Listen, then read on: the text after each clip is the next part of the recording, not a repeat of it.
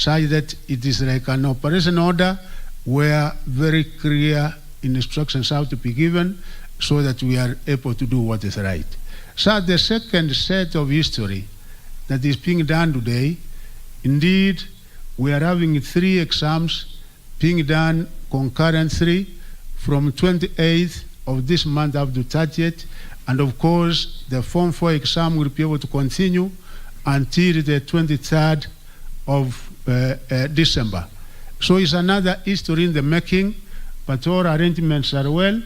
We have been able to deploy enough personnel, of course, adequate center managers as confirmed by none other than the CEO of Teacher Service Commission, and also the supervisors and the invigilators. Even them, Your Excellency, sir, this time round we said they will be personally held accountable, such that as they open the papers, particularly the second paper, they will be able to indicate what time they opened it, and they also, it will also be witnessed by the security personnel, such that without the checks and the balances, we hope that we will be able to deliver something that Kenyans will be proud about, because, Your Excellency, education is a key, and we cannot be able to entertain, we cannot be able to accommodate any kind of malpractice, any kind of leakage,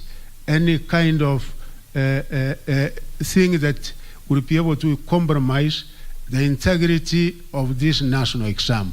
So, sir, we want to assure you and assure the country that each and every action has been taken.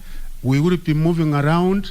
Actually, there will be briefing from 14th to 18th of this month to all our officers, and we are prepared, including those other schools where people were saying the population is a little bit too high, like Nairobi, Mombasa, certain schools.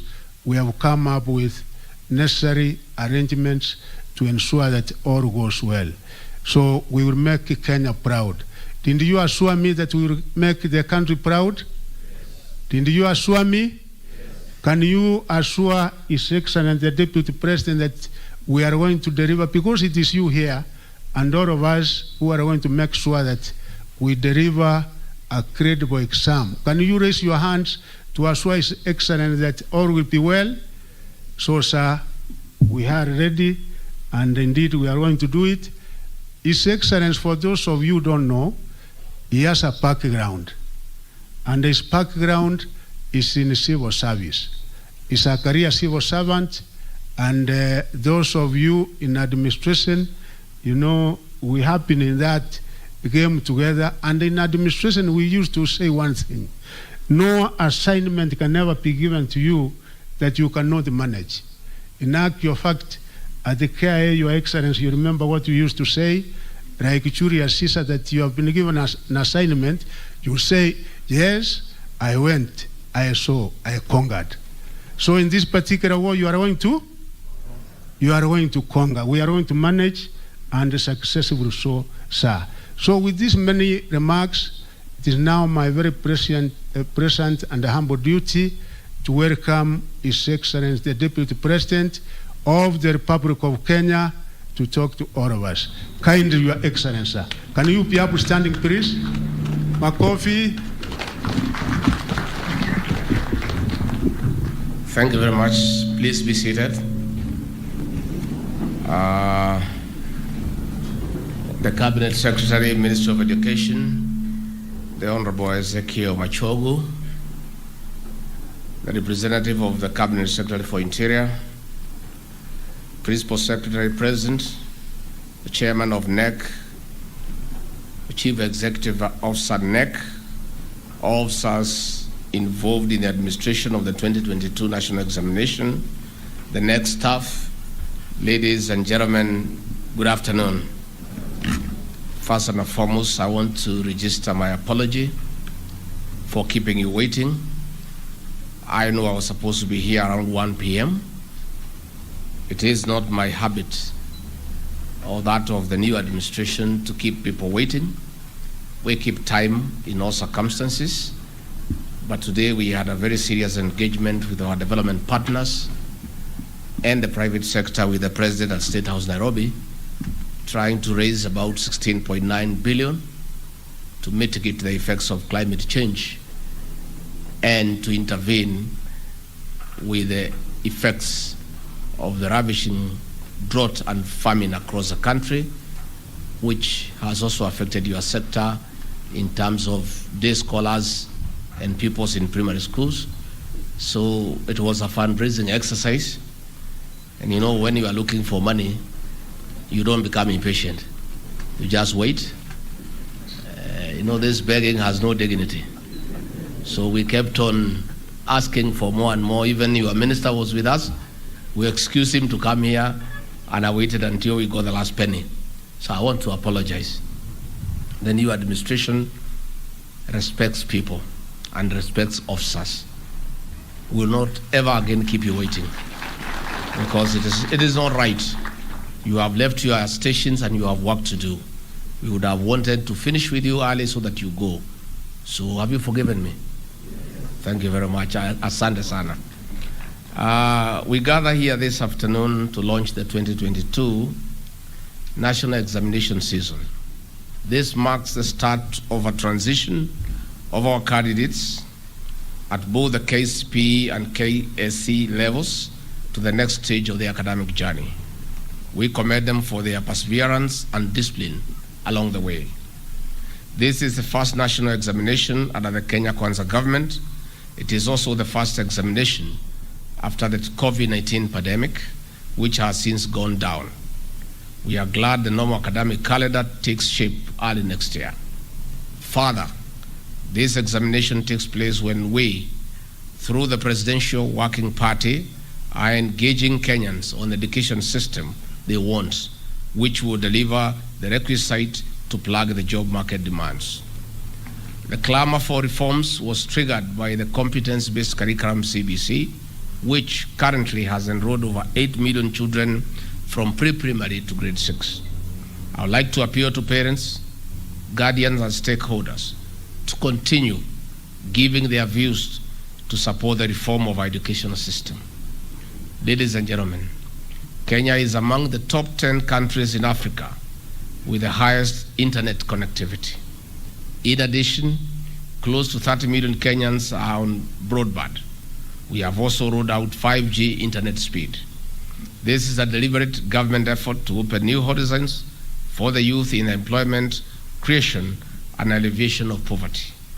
This will also enhance traditional economies to perform better in the new world of work.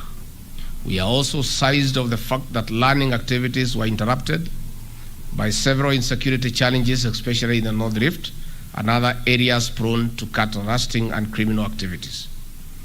President William Ruto has firmly committed to take every measure to end this criminality. We have mooted a multi-agency short-term plan to ensuring that schools in the hotspots are not interrupted. We will also go an extra mile for every child in those areas to sit their exams as planned. Ladies and gentlemen, officers, we know that the ongoing drought has affected schools, especially day scholars who constitute around 70% of our secondary schools. In addition to the food distribution in arid and semi-arid areas, measures are being put in place to ensure students do not miss exams due to hunger. Invited guests, ladies and gentlemen, since 2017, the government has been implementing a 100% transition from primary to secondary school. This aims at providing basic education to all. That is why we have activated more TVET institutions across the country to complement universities and the middle-level colleges. Parents and guardians, our girls and boys are adversely affected by the issue of the triple threat: teenage pregnancy, new HIV/AIDS infections, and gender-based violence. This is closely followed by early and child marriages. Our boys and girls, ladies and gentlemen, deserve better. We must let them realize their full potential. Let our boys and girls remain in school. There is no motherhood in childhood, and this must be taken seriously by all actors. Ladies and gentlemen, While we are banking on quality education to transform our country, some criminal elements have in the past infiltrated systems with the aim of leaking examinations. We want an equal playing ground for every child to score what they deserve and join their preferred secondary schools and tertiary institutions competitively. We urge vigilance and responsibility. Culprits, I must tell you, will be dealt with firmly and decisively. In conclusion, I call upon parents and all Kenyans of goodwill to assist us in making this examination season peaceful for the candidates. On behalf of His Excellency President William Ruto and my own behalf and the government of Kenya, I wish all candidates a fruitful examination seasons, and we look forward to celebrating you once the results are released. Asanteni sana na Mungu awabariki. If I may just add one or two things, I want first and foremost to commend all of you for your commitment and patriotism in supporting our children. Managing exams is a hectic exercise. Indeed, it is a calling. I don't think anybody can pay you for the sacrifice. So on behalf of government, we want to thank all our education officers, all our officers from the National Government Administration, the supervisors, the invigilators, and all those who in one way or another play a role to make sure that the examinations are carried out in a peaceful and seamless manner. Your efforts, education officers, in conjunction with officers of the National Government Administration and our security agencies, have been very successful in the past. I have no doubt in my mind that this year will be no exception. I want to really thank you on behalf of the President, the Kenya government, and the people of Kenya for your patriotism, sacrifice, and commitment in support of our examinations. I would like to say thank you. Secondly, you people have what it takes. Some of us are very conversant with this exercise because we have been members of parliament on the ground with you, and we have worked together. And it will be unfair for us to pretend that we don't know you and what you do, because we know. You know, some people, when God gives them a chance to rise to these high offices, they become arrogant, they look down upon others, and they behave like they don't belong to this country. President William Ruto and I are the products of a miracle. We are just ordinary people, born in ordinary homes, brought up in ordinary circumstances, went to school barefoot, went without food, we had jiggers, we had all sorts of problems. And therefore, where we have reached, we cannot pretend that we don't know the journey we walked through. It is for that reason, our CS education, I want to appeal to you. Please let the ministry look at the facilities available to our sub-county directors of education. I've been there with them. I know. They have no vehicles, they have no offices, they have no furniture, and they are expected to oversee what the teachers are doing. I remember in Madera constituency, where I was a member of parliament, I had a very ambitious program of transforming all the primary schools into a world-class environment. We renovated all the classrooms, we put tiles, we made it a beautiful place. And then the sub-county director of education, I hope nobody has transferred her from there. of Madera East, Mrs. Mbai. Is she still here? Or you people have removed her after I left Madera? Is Mrs. Mbai here? She came to see me and asked me, Mheshimiwa, how do I supervise the teachers? Their offices are so beautiful and modern compared to mine. So when they come to see me, they look down upon me because they live in a better environment. I have seen the agony that our directors, the sub-county directors of education go through. Waziri, we need to back them with facilities for them to be able to have meaningful supervision and provide leadership to the rest of the actors in that particular sub-county. So let us facilitate officers of government, and these officers, I can tell you, they work very hard, and they are very patriotic and concerned about education. I have worked with many of them, and I can tell you, if there is one ministry where officers are committed and patriotic and willing to serve, are officers in the Ministry of Education. I'll be asking your CS where he needs my support and that president will assist him so that we can make your environment better. Our officers of the National Government Administration, you know I'm one of you. It's only a uniform I don't have. But you know where my heart is. I was feeling so bad when you are being misused to do negative things and politics, because that is not your work. You know, I was very unhappy when officers of the National Government Administration were harassing teachers in Kirinyaga County because the teachers are refusing to get involved in politics. The officers of the National Government Administration are the best that this country has, but only if they are deployed positively and appropriately for the benefit of the people.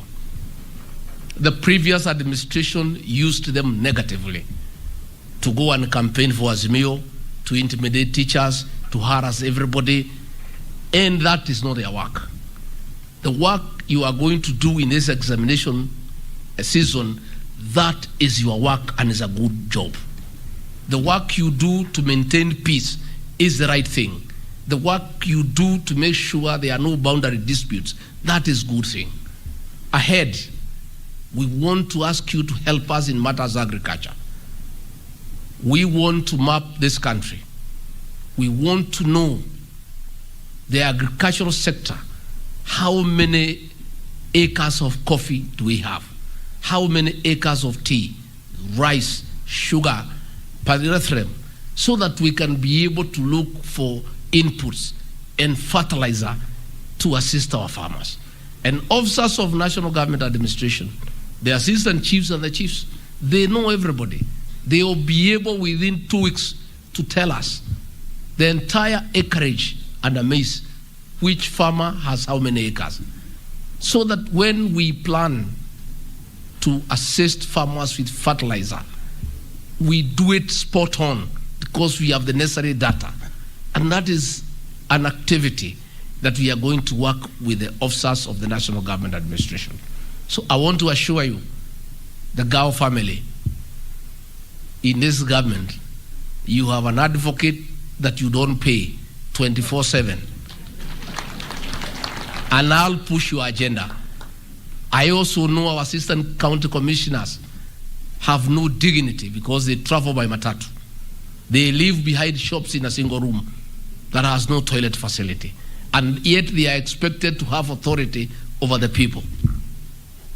If you get an assistant county commissioner in a matatu and the tout is pushing him asonga and to pay quickly, and then the same fellow goes and finds him in office, he is trying to tell him what to do, he cannot listen.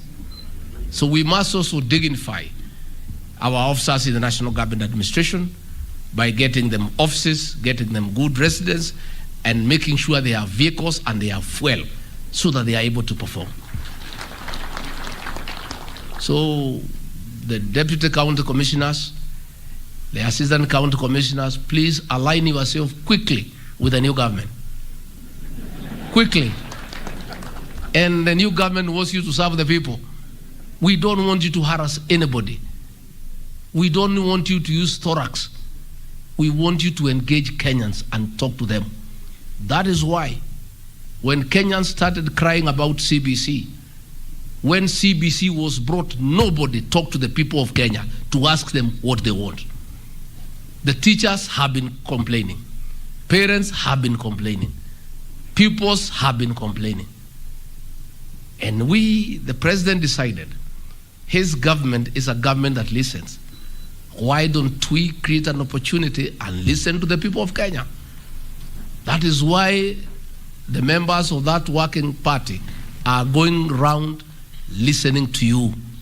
We ask teachers, education officers, parents, please avail yourself and give your views. And don't fear anybody. Even if the views look like the anti-government, this new government wants to listen to everything. The previous government had something called praise and worship, where you get leaders just to praise you. Oh, you are so good, oh, we love you, we are happy, and they know it's lies. We have dismantled that choir called praise and worship. If you want praise and worship, you go to your church on Sunday. That is where praise and worship is. Between Monday and Saturday, please, people of Kenya, tell Dr. William Ruto the truth, however bitter it is, so that he can make informed decisions. If you think we are getting it wrong, please tell us, Mr. President, Mr. Deputy President, you are out of order. This is the right thing to do. And we shall take it positively. So please, let everybody go and give your views. And I want to assure you on behalf of the President, the recommendations that will come, we will not even change a comma or a full stop. None of us will change. The views of the people of Kenya will be respected. So let all the stakeholders give your views on the way you want our education system to look like. On matters university, on matter TVET, on matter CBC, on matter of ECDs, on matters to do with the primary schools, secondary school, tell us exactly what you want. Tell us exactly what you want. And you people of the media, tafadhali, muachana na sisi. Our minister here went to explain the challenges we are having in terms of funding university education and the way we need to bring everybody on board, including development partners, to assist us to fund the university education. He gave views of areas we need to continue supporting. Then you people went and said that the new CS education has said that the government is not going to support university education. And you know it's not true. You know, please, let's be objective and help us to build this country. Don't create confusion where there is none. Be fair. And if you have not understood, these CSs in our government are not arrogant. Ask for clarification. If today what I've said here you are not clear, on my way out, ask me, what did you mean by this and that? But don't create a situation that is unnecessary. There is nowhere where our new CS said that the government will not fund university education. He was just trying to explain the challenges around that sector. And we want Kenyans to give views to this working party on university education. We want Kenyans to give views. This is our country, and none of us would be seated on this platform here with this red carpet if we did not go to school. And that is why teachers must be respected. They must be respected. Never again in our administration will any government officer, from the president all the way down, will ever demean and humiliate teachers in front of students. The humiliation that was done to Professor Wainaina of Kenyatta University is regrettable. And that is why the government has reinstated him, because he was embarrassed and humiliated in front of his students. It is wrong. I would not be here myself as Deputy President if I did not go to school. your CS will not be. Even all of you here, the DCCs, the education officers, one way or another, you owe some gratitude to some teacher somewhere. True or false? Teachers must be respected. It's a noble profession. It's a calling. Nobody can ever adequately compensate a teacher. But when you get educated, then you get a big seat, you think you are God, you abuse teachers like children. That thing we don't want to ever happen again. And in our administration, we not only have respect for teachers, but for all public servants. Let us respect people. It doesn't matter how low they are. One day they'll go up, just like you have gone up your day. Tuheshimiane tafadhali. Na tuwache kiburi na maringo. Haisaidi mtu yeyote. Wacha tuheshimiane. All of us are working for the same government. It's only some are first among equals, but we are the same people. I look at management myself from the perspective of being a team leader.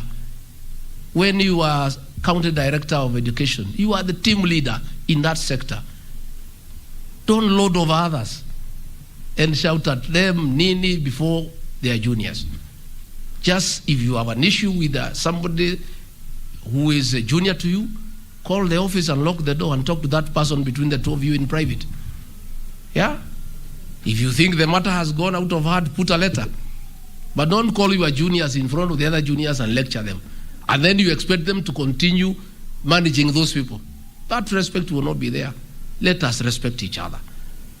And respect costs you nothing. And respect, by the way, is two-way. It is two-way. You respect your juniors, they respect you. You disrespect them, when you talk to them, you turn back that way, wanakufanya namna hii. Si ndio mnafanya? Unaona? Hakuna haja. Let's respect each other. Let's respect each other. And that is the kind of leadership that we want to bring to this country. So, good people, I wish you well. Please work hard. Help us to deliver these examinations. It's our first exams as the Kenya Kwanza government under William Ruto. And we plead with you, msituangushe. You know, many people are not giving us a chance. Our marking scheme was so low. So, mtusaidie tupandishe marks kidogo. Tafadhali. Give us a chance that we are fellows who know what they are doing. And I want to say, I want to tell the people of Kenya, please, don't be conned. No Kenyans like being conned. People put things on the internet, on WhatsApp, that they can leak exams for you. Which ones? And then you pay money, then you start crying you have been conned. If you are conned, it's up to you. Why do you want to get conned? Is there any examination papers available? So when you put exams online and say at a fee I can give you the questions, it's a lie. And Kenyans like being conned, I don't know why. You know? Easy things are not good. If people give you a proposal and the deal sounds so sweet and so easy, think twice. How can somebody get you the questions? It's too easy. Think about it. Think about it. Again, even as we ask Kenyans not to be conned, we have also given instructions to the DCI to activate with speed the cybercrime detectives to go through the net and hunt these fellows day and night. The ones who are cheating Kenyans, that they can leak their questions to them. They will be apprehended. And we have told the DCI, look for all these characters. I plead with none of you will be victim. Please, don't. Don't take yourself to, I don't know, I'm not able to translate my Kikuyu, how it is said. Usijipeleke kwa umbwa imefungwa. Si ndio? Imefungwa pale, na wewe mwenyewe unaenda wapi? Please, we have told the DCI to hunt these guys down. So if you are collaborating with them, shauri yako. Ukikamatwa usiseme sikukwambia. Don't try to collaborate with these crooks who are trying to say they can leak exams and con people. And don't make an attempt to try to leak what has been entrusted to you, because we'll catch up with you. It's not necessary. Si ukule mshahara yako ile kidogo umezoea. Si hiyo ndio yako? Ile kidogo umezoea hiyo ni mzuri. If you think it's not enough, work a little bit harder, then you get promoted, you get a little bit more. It is an easier way. I think it is easier to work hard and get promoted than try to leak exams so that you make some money, because you are likely to end up in the wrong place.